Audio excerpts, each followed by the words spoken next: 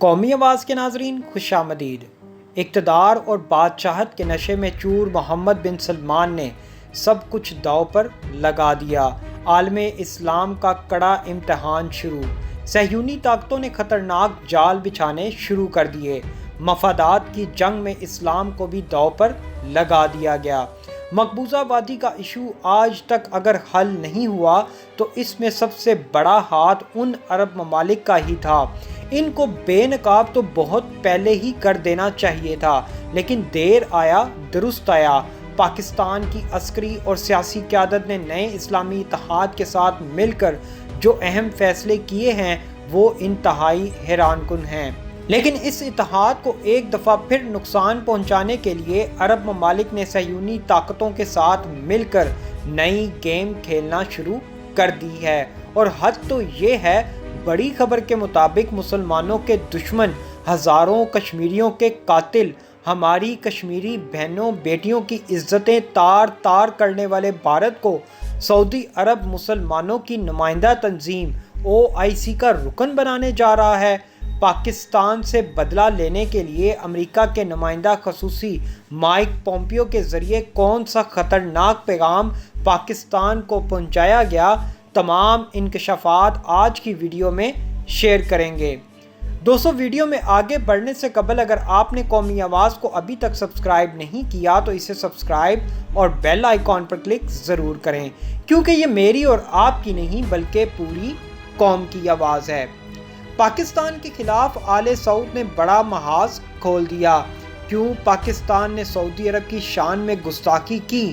سعودی عرب نے پاکستان کی تیل سپلائی بند کرتے ہوئے تمام عرب ممالک کو پاکستان کے خلاف ایک ہو جانے کا بڑا حکم دے دیا۔ محمد بن سلمان اقتدار کے نشے میں چور پاکستان کے خلاف تمام حدیں پار کرنے لگے۔ پاکستان کو OIC سے نکالنے کا فیصلہ تک سنا دیا۔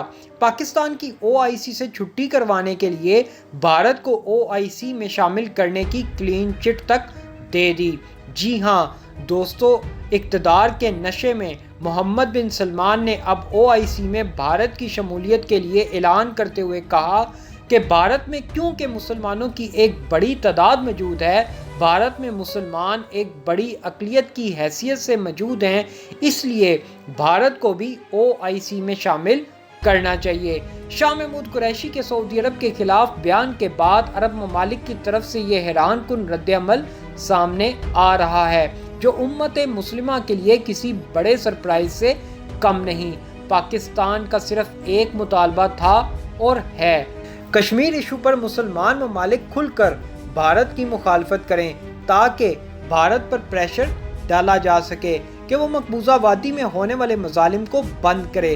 لیکن کیونکہ سعودی عرب کے بھارت کے ساتھ بڑے پیمانے پر تجارتی تعلقات ہیں، سعودی عرب کے تیل کا سب سے بڑا خریدار بھارت ہی ہے، اس لیے سعودی حکمرانوں کو ڈر ہے کہ اگر انہوں نے بھارت کے خلاف ایک لفظ بھی بولا تو شاہی خاندان کا حقہ پانی بند ہو جائے گا، ان کی شان و شوکت خطرے میں پڑ جائے گی۔ یہی وجہ ہے کہ کشمیر ایشو پر جب پاکستان نے 5 اگست کے بعد سے سفارت کاری شروع کی تو محمد بن سلمان اور عرب ممالک اسی وقت سے ٹال مٹول کرتے آ رہے ہیں۔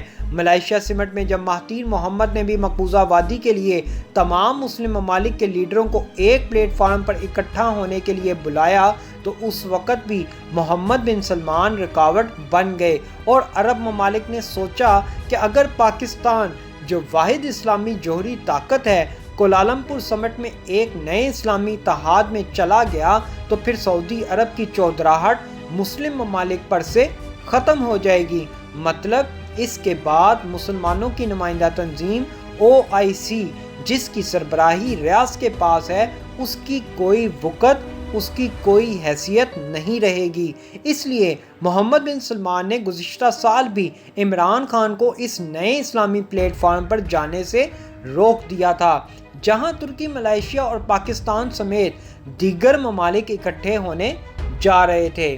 اب جب پاکستان نے کشمیر ایشو پر سعودی عرب سمیت عرب ممالک کو دو ٹوک موقف دینے کا پریشر ڈالا تو محمد بن سلمان ایک دفعہ پھر پاکستان سے ناراض ہو گئے۔ ماہرین کے مطابق دونوں ممالک کے درمیان حالات اس حد تک بگڑ گئے ہیں، پاک فوج نے سعودی عرب سے تعلقات ختم کرنے کا اعلان کر دیا۔ خبریں یہاں تک بھی آ رہی ہیں کہ پاک فوج کو سعودی عرب سے واپس بلائے جانے کی تیاریاں کی جا رہی ہیں۔ دفاعی مبصرین کا کہنا ہے راحیل شریف جو اسلامی فوج کے سربراہ کے طور پر جدہ میں موجود تھے، ان کو ان حالات میں پاکستان کی کور کمانڈرز کی میٹنگ میں دیکھنا بڑی تعجب کی بات ہے۔ پاکستان اور سعودی عرب کے درمیان تعلقات انتہائی کشیدہ ہو چکے ہیں۔ پاکستان اور سعودی عرب کے حالات کشیدہ ہوتے ہی خصوصی طیارہ سعودی عرب روانہ ہو چکا ہے۔ پاکستان علماء کونسل کے چیئرمین علامہ حافظ طاہر محمود اشرفی گزشتہ روز سعودی ایئر لائن کے طیارے سے نجی دورے پر سعودی عرب روانہ ہو چکے ہیں۔ خبروں کے مطابق علامہ اشرفی کا یہ دورہ انتہائی اہمیت کا حامل ہے۔ مائک پومپیو کے پیغام کے بعد اب طاہر اشرفی پاکستان کا خفیہ پیغام لے کر سعودی عرب پہنچ چکے ہیں۔ اب دیکھنا یہ ہے کہ دونوں ممالک کے درمیان کیا بریک تھرو ہوتا ہے۔ شاہ محمود قریشی نے اپنے بیان پر رد عمل دیتے ہوئے کہا، سعودی عرب کے ساتھ کوئی کشیدگی نہیں۔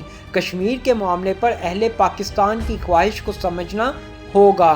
سعودی عرب ہمارا محسن ہے، ہمیں احساس ہے کتنے پاکستانی وہاں ہیں اور سعودی عرب نے آڑے وقتوں میں ہمارا ساتھ دیا ہے۔ ہم سرزمین حجاز کی حفاظت کے لیے اپنی جان دینے کو تیار ہیں، لیکن انہیں بھی ہماری عوام کی خواہش کو ذہن میں رکھنا چاہیے۔ شاہ محمود قریشی نے ایک دفعہ پھر دبنگ بیان دیتے ہوئے کہا، ہم اہل عرب سے گزارش کرتے رہیں گے مقبوضہ کشمیر پر کونسل آف فارن منسٹرز کا اجلاس مناسب فورم پر بلایا جائے۔ سعودیہ کی جو اہمیت اور وزن ہے وہ بہت زیادہ ہے، اگر وہ ہمارے پلڑے میں پڑ جاتا ہے تو OIC کا اجلاس مناسب ہو سکتا ہے۔ سعودی عرب کے ساتھ کوئی کشیدگی نہیں، تعلقات برملا اور ٹھوس ہیں اور رہیں گے۔ مبصرین کا کہنا ہے کہ سعودی عرب کی طرف سے پاکستان سے قرض واپس مانگنے کی ایک وجہ عالمی وبا کے بعد پیدا ہونے والا معاشی بحران بھی ہو سکتا ہے، جس کا سامنا خاص کر وہ ممالک کر رہے ہیں جن کا زیادہ تر انحصار تیل پر ہی ہوتا ہے، جس میں سر فہرست سعودی عرب سمیت عرب ممالک ہی ہیں۔ سعودی عرب نے کچھ عرصہ قبل تیل کی آمدن پر انحصار کم کرنے کے لیے سیاحت کو فروغ دینے کا منصوبہ تو بنایا تھا اور کئی ممالک کے لیے ویزے کی شرائط میں بھی نرمی پیدا کی، مگر پھر عالمی وبا کی وجہ سے سیاحت کا باب بھی بند ہو گیا۔ سعودی عرب اور پاکستان کے درمیان تعلقات کئی صدیوں سے بہت اچھے چلے آ رہے ہیں، لیکن پھر وقت کا پہیہ گھوما اور چیزیں بدل گئیں۔ سعودی عرب اور ایران میں صلح کراتے کراتے اب صورتحال یہ ہے کہ پاکستانی وزیر خارجہ نے سعودی عرب کو مسئلہ کشمیر پر واضح پوزیشن لینے کا الٹیمیٹم دے دیا ہے۔ سابق سیکرٹری خارجہ شمشاد احمد خان نے اپنے تجربات شیئر کرتے ہوئے کہتے ہیں کہ جو کشمیر پر ہمارے ساتھ نہیں ہے وہ ہمارے ساتھ ہو ہی نہیں سکتا۔ عرب ممالک صرف تیل کی آمدن کی وجہ سے غرور میں ہیں، لیکن انہیں پاکستان کی ان قربانیوں کا کوئی ادراک نہیں کہ ہم نے کیسے ان کی وجہ سے اسرائیل اور ایران سے تعلقات بگاڑے تھے۔ یہاں یہ یاد کرانا ضروری ہے کہ بین الاقوامی تعلقات میں جو پہلا سبق پڑھایا جاتا ہے وہ یہی ہے کہ قومی مفادات اہم ہوتے ہیں، دیگر عوامل کا کردار ثانوی ہوتا ہے، جبکہ ان تعلقات میں کوئی مستقل دوست یا دشمن نہیں ہوتا۔ تاہم سعودی عرب ان 2 یا 3 ممالک میں شامل ہے جنہیں اس اصول سے استثناء حاصل رہا ہے۔ پاکستان کی خارجہ پالیسی میں آغاز ہی سے سعودی عرب کو مستقل دوست ملک کی حیثیت حاصل رہی ہے، لیکن اب جب پاکستان نے سعودی عرب سے کشمیر ایشو پر پوزیشن واضح کرنے کا مطالبہ کیا تو اچانک سب کچھ بدل گیا۔ امریکی تجزیہ نگار نے کہا کہ یہ بڑی پیش رفت ہے۔ پاکستان کے وزیر خارجہ عوامی سطح پر اب اپنے سب سے بڑے اتحادی سعودی عرب پر تنقید کر رہے ہیں، جو کہ غیر معمولی ہے۔ ان کے مطابق اس صورتحال کو خطے میں بہت اہم امور کے پس منظر بھی دیکھا جا سکتا ہے۔ ٹویٹر پر صارفین یہ سوال بھی پوچھتے نظر آ رہے ہیں کہ کیا پاکستان کشمیر کے مسئلے پر ساتھ دینے سے متعلق سعودی عرب کو دھمکی دے رہا ہے؟ اس کا جواب کسی حد تک تو بہت سادہ بھی ہے، لیکن سوشل میڈیا پر لوگ یہ سوال بھی کرتے نظر آ رہے ہیں کہ مسلم امہ کے لیڈر ہونے کی حیثیت سے آج تک سعودی عرب نے کیا کیا ہے؟ مشرق وسطیٰ میں تو آگ لگی ہوئی ہے، ایران کے ساتھ عرب ممالک کی ویسے ہی نہیں بنتی، ترکی کے مفادات پر آج متحدہ عرب امارات میزائل داغ رہا ہے، شام، فلسطین، کشمیر کا حال سب کے سامنے ہے، تو پھر پاکستان کی طرف سے سعودی عرب کے خلاف بولنا کوئی عجوبہ نہیں، یہ عوامی رد عمل اور پریشر ہی ہے جس کی وجہ سے شاہ محمود قریشی بولے ہیں۔ OIC اسلامی ممالک کا اتحاد ایک مذاق بن کر رہ گئی ہے اور اس کا دنیا میں کوئی کردار نہیں ہے۔ ایک ملک سعودی عرب 57 ممالک کو بھیڑوں کی طرح آگے چلا رہا ہے۔ ان کے مطابق عرب ملک یہ بات سمجھنے سے قاصر ہیں کہ کشمیر پاکستان کی شارگ ہے۔ ایسی مزید معلوماتی ویڈیوز دیکھنے کے لیے قومی آواز کو سبسکرائب اور بیل آئیکن پر کلک ضرور کریں، کیونکہ یہ میری اور آپ کی نہیں بلکہ پوری قوم کی آواز ہے۔